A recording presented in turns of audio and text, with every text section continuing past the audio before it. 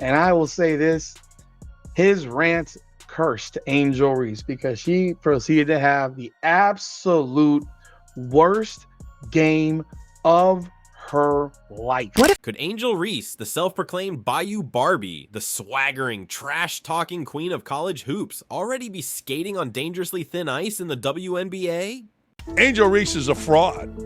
Angel Reese is a sociopath. She's an idiot. She accused, while getting her ass beat by 35, she accused the Indianapolis Fever fans of racist, monkey noises, whatever. They're moving heaven and earth to investigate Indiana. My city, Indianapolis. About my town, the place where I live. I go to games. I go to dinner. I know people that were sitting in the area and they said, bull. Here's the statement. We have not substantiated it. Last year, she lied about getting off of a bus and they were blocked from getting into their hotel room. Video turned out, well, to show one guy asking one question. Angel Reese is a liar, and she is never, ever, under any circumstance, to be taken at her word. The whispers are no longer whispers. They're becoming a deafening roar across the league, suggesting her much-hyped Chicago Sky honeymoon is not just over, but perhaps was a carefully constructed illusion from the very start. Angel Reese picking up right where she left off, breaking more WNBA records, but unfortunately for Sky fans, it came in the form of a loss, 99-74. The Chicago Sky, you're seeing that right, 9 points in the second quarter, 9 points. Folks, if a team scores less points than you have fingers, that's bad. What's truly unfolding behind the designer shades, the confident smirks, and the viral social media clips? The story is far more complex and troubling than her highlight reels would ever let on, and it hints at a potential downfall that few saw coming this soon. But holy Lord, when I tell you the numbers are the numbers.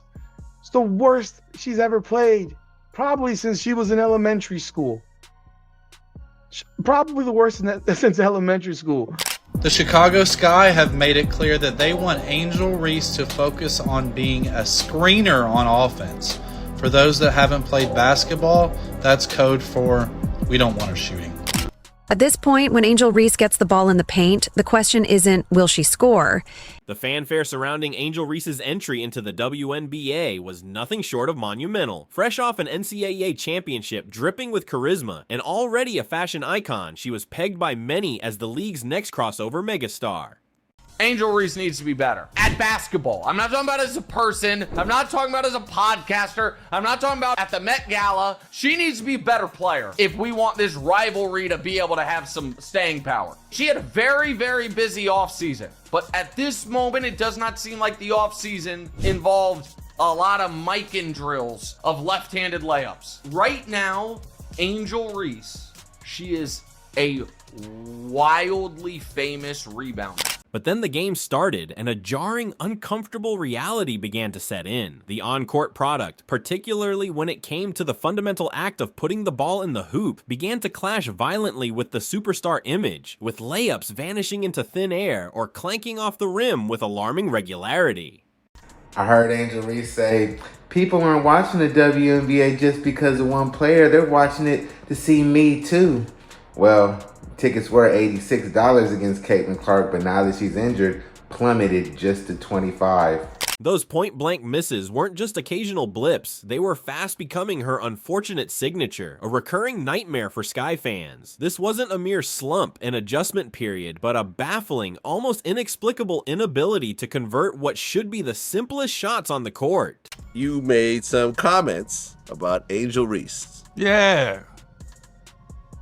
You called her garbage compared to Caitlin Clark. Yes. Okay. Yes. Explain. Listen, man, and again, I will emphasize this every day of the week, twice on Sunday. I love my people. I love black people. Mwah, mwah, mwah, mwah. But I think sometimes we do play the race card too much, or when it's not necessary, because everybody's trying to make this about a, come on, black man, protect the sisters, brother. This ain't racial. This is about sports. This is about athletic ability. You know what I'm saying? And when you look at Caitlin Clark's game, who's very reminiscent of a Steph Curry based on her range and shooting the three, plus everything else she does. And then you look at Angel Reese. Stop it. Stop it. How could a player so dominant, so physically imposing in college, struggle this profoundly with the absolute basics at the professional level? The dissonance between the Bayou Barbie brand, all confidence and style, and the often cringeworthy on-court execution became a weekly spectacle. It's simple. This was a series in the first 3 minutes of the game. Angel Reese offensive rebound. It's 5-3, New York. Angel Reese offensive rebound. Jonquel Jones blocks Angel Reese's 1-foot layup. Angel Reese offensive rebound. Jonquel Jones blocks Angel Reese's 1-foot layup. Angel Reese offensive rebound. Angel Reese misses a layup. Angel Reese offensive rebound. Camila Cardoso misses a layup. Actually, it's the wrong direction. I'm reading it backwards. My bad. Camila Cardoso misses a layup.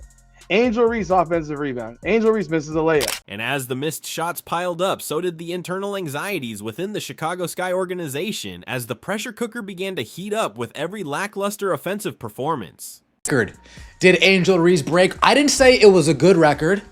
I never said that. Shout out to you, Priceless. I missed this. Historically bad shootings with a E emoji. Angel Reese goes 0 for 7 from within 4 feet of the basket to tie most misses from that distance in the WNBA over the past 10 seasons. This must be a Caitlin Clark fan at ESPN. Surely nobody who follows the ESPN playbook and narrative will write this. This had to have been a darn Caitlin Clark fan. Historically bad. Oh boy, oh boy. Oh boy, oh boy. And how historically bad was it? Yikes. Mamma mia. 2 points, 12 rebounds, 3 steals. 0 for 8 from the field. 33% from the free throw line. Suddenly, whispers emerged about the coaching staff's alleged directive for Reese. Focus on being a screener. For those uninitiated in basketball vernacular, this is often polite coach speak for your offensive game is a liability, so please contribute in other ways and stop trying to score. Because it's women being physical. No, it's because of them. Let me just call it what it is, a black and a white player. No, I don't think it's that. I think it's because people project what they want on each of them, and those are subjective ideas that they're projecting.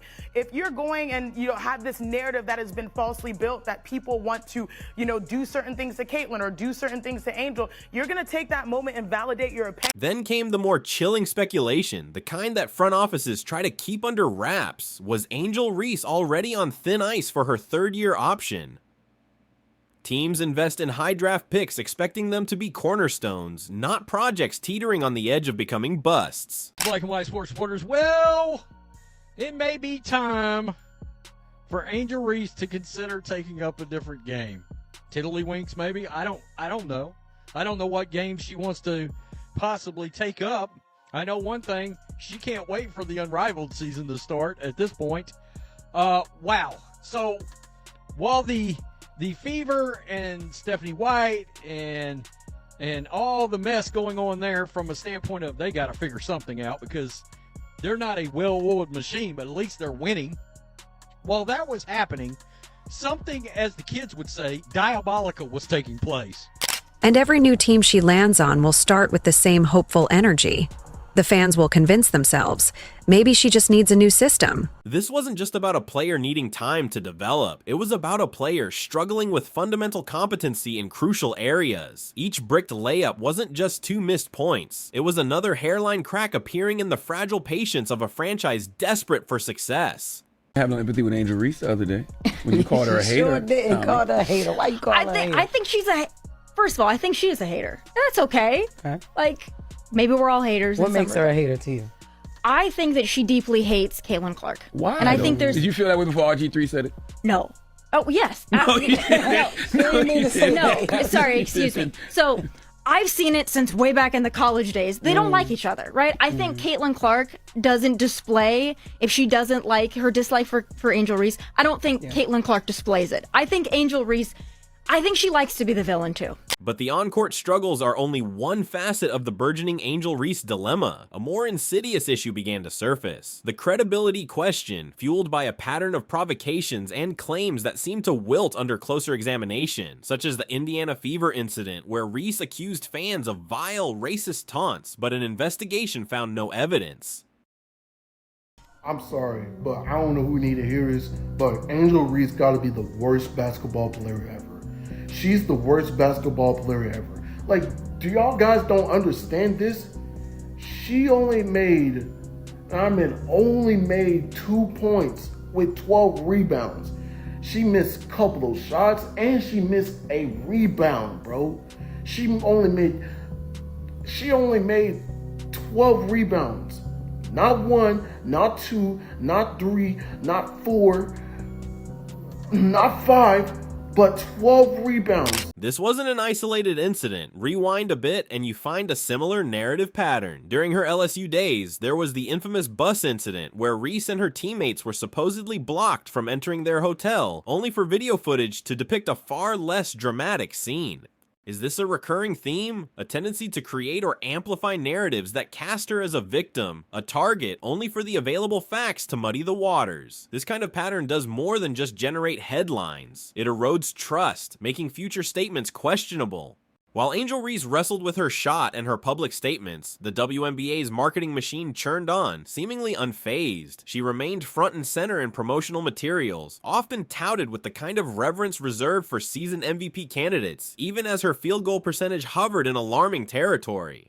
This relentless promotion, this superstar treatment in the absence of consistent superstar numbers, raised uncomfortable questions. Was the WNBA prioritizing clicks, controversy, and social media buzz over actual on-court excellence and proven performance? Basketball purists began to cringe. How could the league maintain its sporting integrity when it appeared to be rewarding underperformance with the brightest spotlights? It felt like an elaborate marketing mirage, a gamble that could backfire spectacularly.